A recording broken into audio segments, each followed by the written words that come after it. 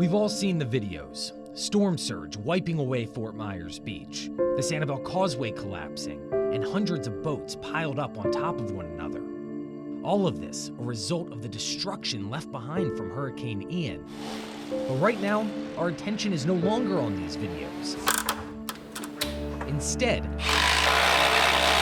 we're focusing on rebuilding and recovering, something lead pastor at Cape Christian, Corey Demmel, has been seeing since day one. We think conservatively, we served well over 200,000 people in about a 12-day span. Just days after the storm made landfall, the church off Chiquita Boulevard South set up a distribution center to help those in need. By the time it was all said and done, we ended up being an umbrella that housed about 50 different organizations and partnered with over 200 to 250 churches. Pastor Corey says on any given day, they had 400 to 600 volunteers handing out water, food, and supplies. It was almost surreal to see how fast word got out about what we were doing and how many people that we had never heard of or met.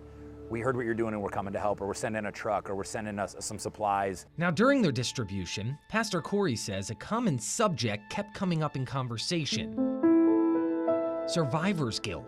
You have people who almost lost everything and they're kind of trying to figure out where do we start. And then you have people who, some screens or a cage or a few shingles, and they're almost feeling bad that they didn't get flooding in their house. And then you have the people who went to Miami or Orlando or went up to family in the north and were gone. We have some staff that did that and they said, man, I almost felt bad that I wasn't here. And many of the volunteers who showed up expressed these guilty feelings. Sometimes with survivor's guilt, it's almost like you feel like you have a debt to pay, right? It's, I owe somebody because I did or didn't come out. And we've tried to help people see, rather than say you have an obligation or responsibility, we've been using language, you have an opportunity.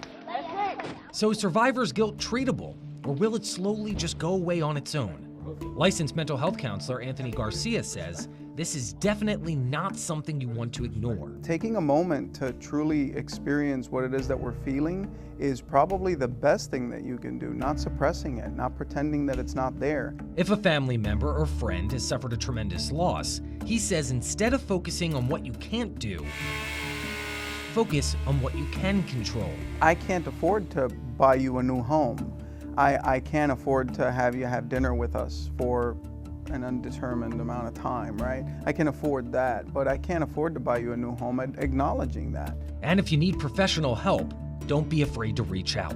Generally speaking, when we try to tell our story to 30 different people, we'll get 30 different responses, and that's not helping with anxiety, right? That's not helping with that underlying guilt we're carrying, right? In Lee County tonight, Jeff Harris, ABC 7.